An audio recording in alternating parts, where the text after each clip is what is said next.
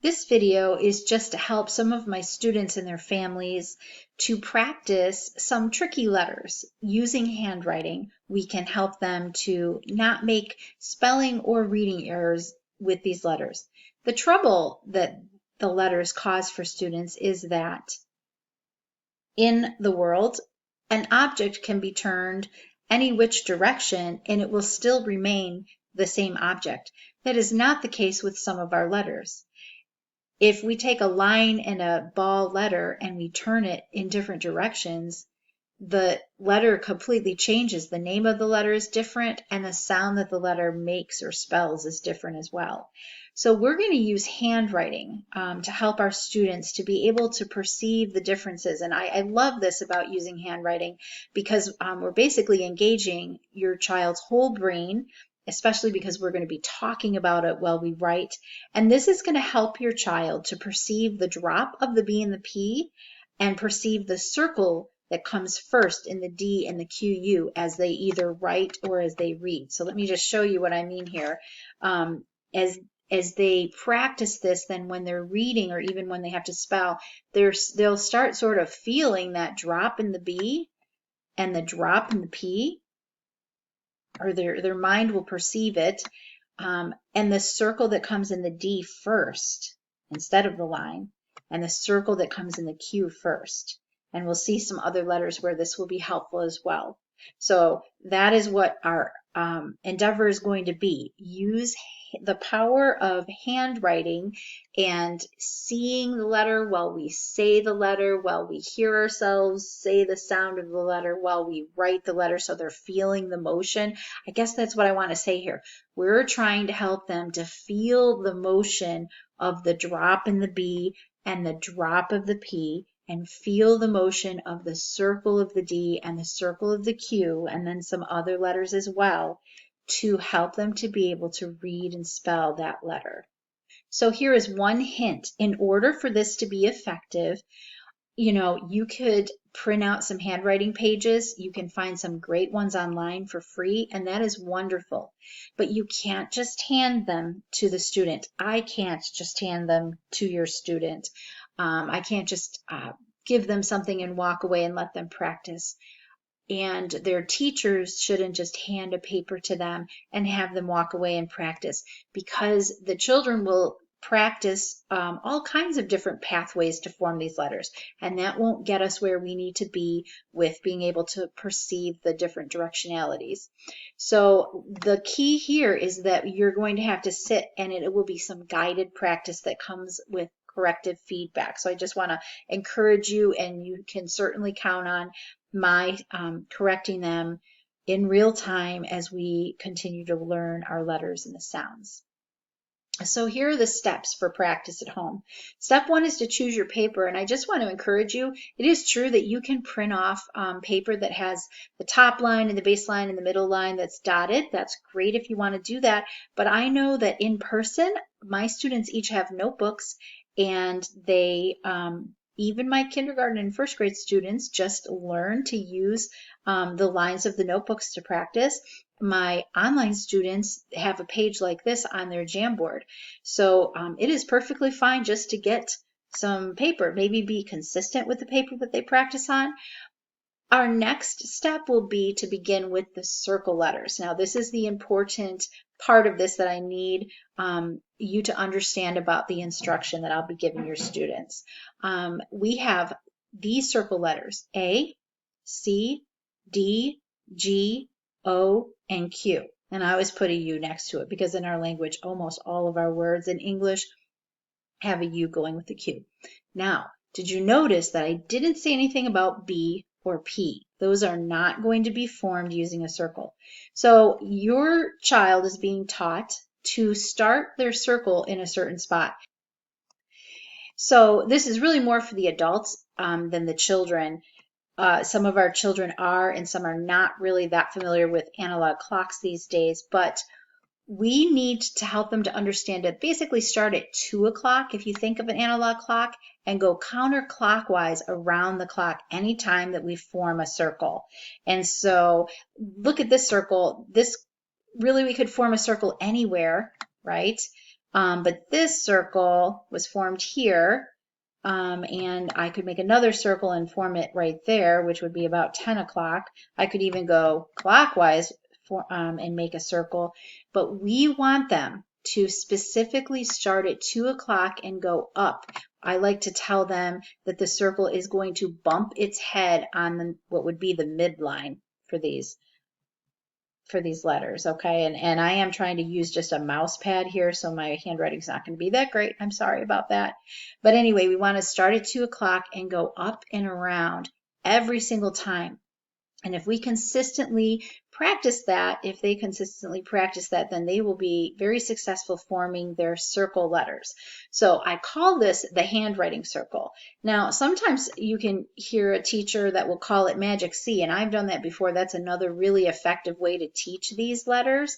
My problem is that some of my students, they don't always make their C the correct way either. So I usually just call it make a handwriting circle, and I do have to keep reminding them of where that's, which direction to go in to begin with, okay? So let me just very quickly go through these. We try very hard to use the same language over and over again. That consistent language really helps students.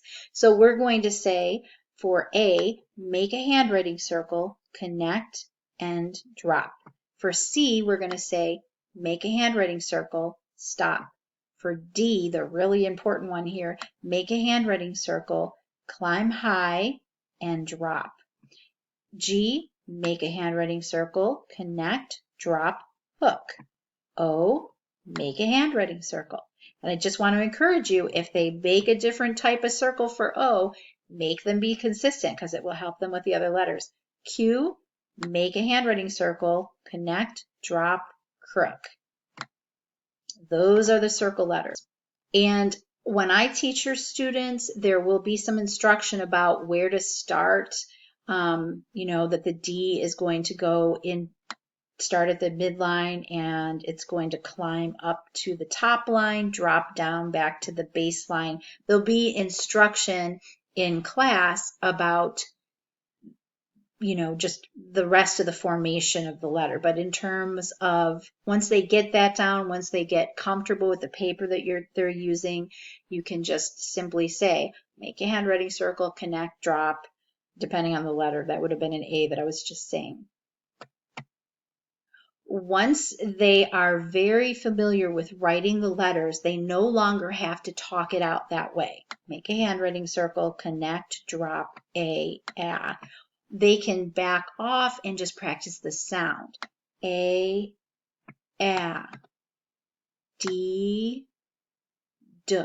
But I just want to, and sorry about, again, my mouse there, but I just want to emphasize that it is very powerful to have them continue to either say the name of the letter or say the sound of the letter or say the path of the formation as they're writing it.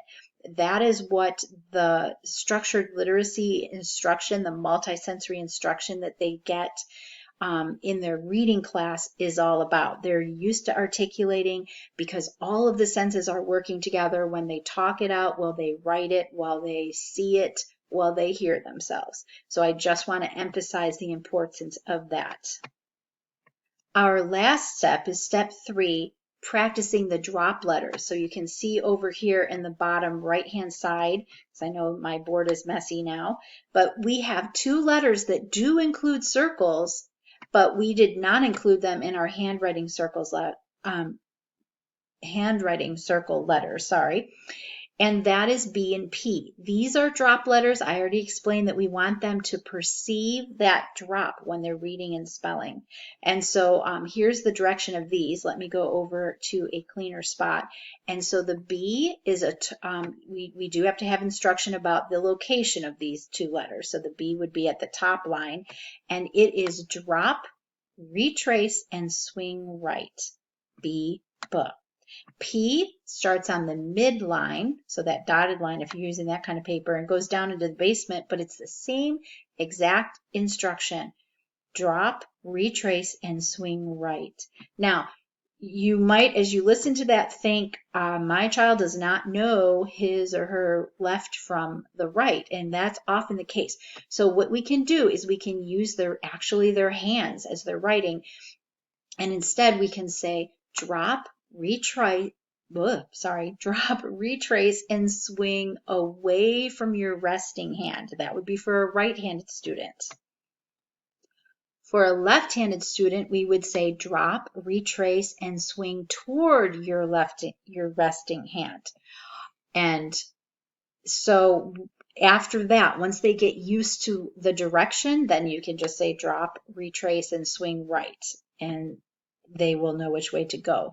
I haven't had students, even if they're struggling in other ways with left to right, once they understand that they're going away from their resting hand or towards the resting hand, depending on which other hand they're using to write with, they get it down. Here's the key, parents.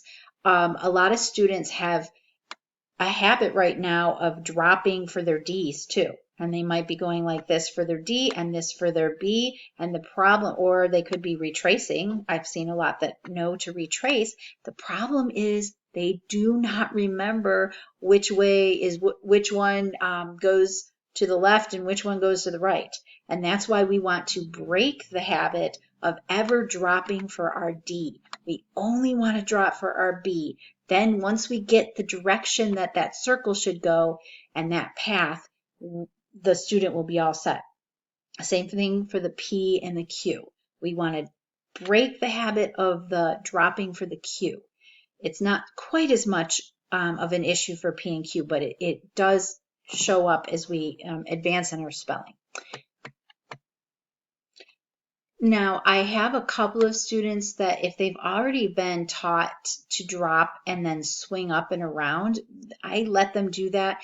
I try not to for many of my students because they are going to possibly be learning cursive, where that they are going to have to start from the bottom, but then they'll be dropping, retracing. This is like a newer kind of cursive. I was taught cursive, like the B being like this, but a lot of times we now teach it like this, and so they're going to have to retrace and swing right when they learn cursive.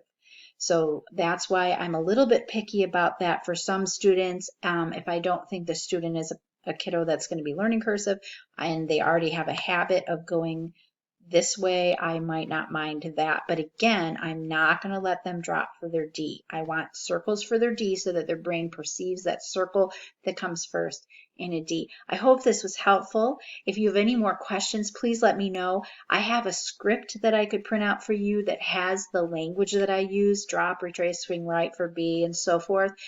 Please, if you need that emailed to you or printed for you, let me know. If you have any more questions, let me know.